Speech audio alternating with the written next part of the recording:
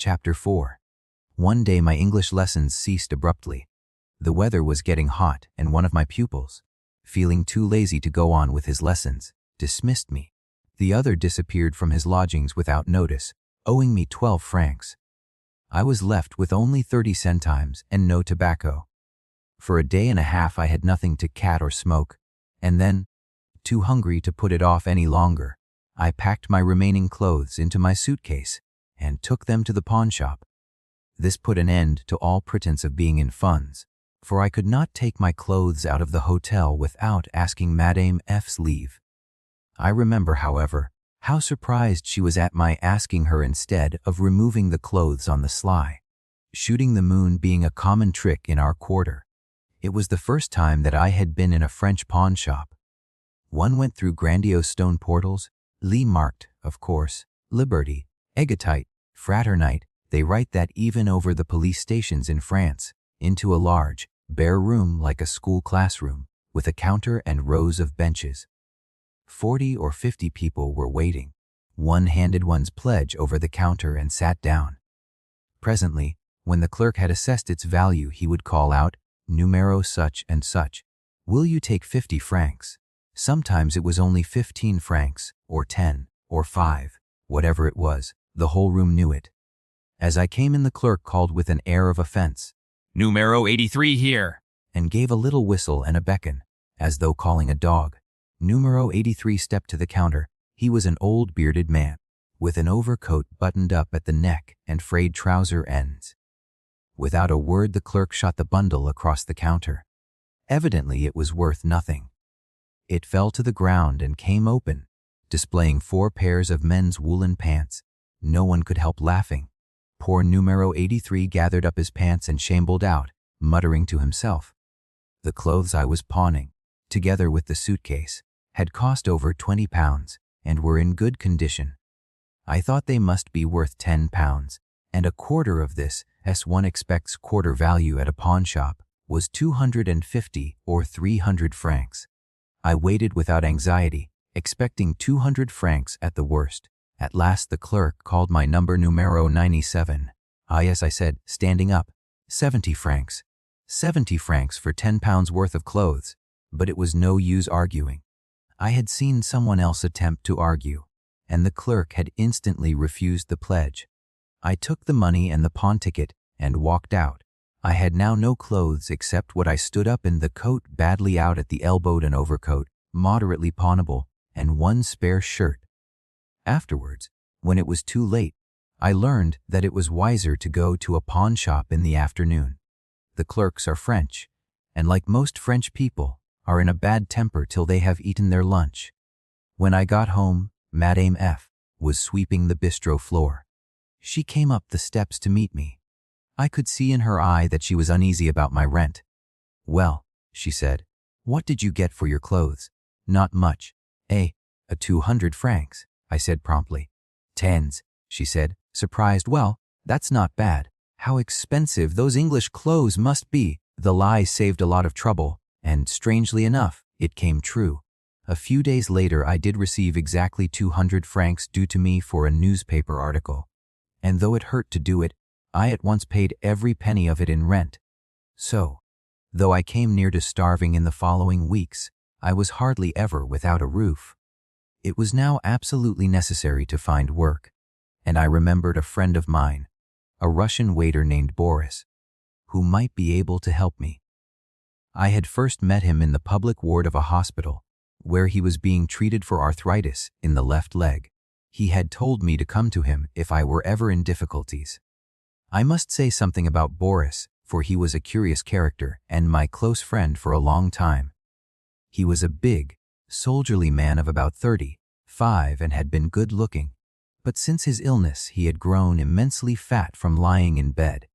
Like most Russian refugees, he had had an adventurous life.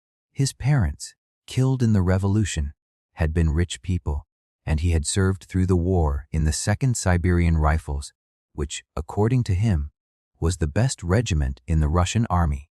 After the war, he had first worked in a brush factory, then as a porter at Les Halles, then had become a dishwasher, and had finally worked his way up to be a waiter. When he fell ill, he was at the hotel scribe and taking 100 francs a day in tips. His ambition was to become a maître d'hôtel, save 50,000 francs, and set up a small, select restaurant on the right bank. Boris always talked of the war as the happiest time of his life. War and soldiering were his passion. He had read innumerable books of strategy and military history and could tell you all about the theories of Napoleon, Kutuzov, Clausewitz, Moltke and Foch. Anything to do with soldiers pleased him. His favorite café was the Glossierie des Lilas in Montparnasse, simply because the statue of Marshal Ney stands outside it. Later on, Boris and I sometimes went to the Rue du Commerce together. If we went by metro, Boris always got out at Cambron Station instead of Commerce. Though Commerce was nearer, he liked the association with General Cambron, who was called on to surrender at Waterloo and answered simply, "Murd." The only things left to Boris by the revolution were his medals and some photographs of his old regiment. He had kept these when everything else went to the pawn shop. Almost every day he would spread the photographs out on the bed and talk about them. Voila, mon ami, there you see me at the head of my company. Fine big men, eh? Not like these little rats of Frenchmen. A captain at 20, not bad, eh? Yes, a captain in the 2nd Siberian Rifles, and my father was a colonel. Amaze, mon ami, the ups and downs of life. A captain in the Russian army, and then piff, the revolution, every penny gone. In 1916, I stayed a week at the Hotel Edouard Sept. In 1920, I was trying for a job as night watchman there. I have been night watchman, cellarman, floor scrubber, dishwasher, porter, lavatory attendant. I have tipped waiters, and I have been tipped by waiters.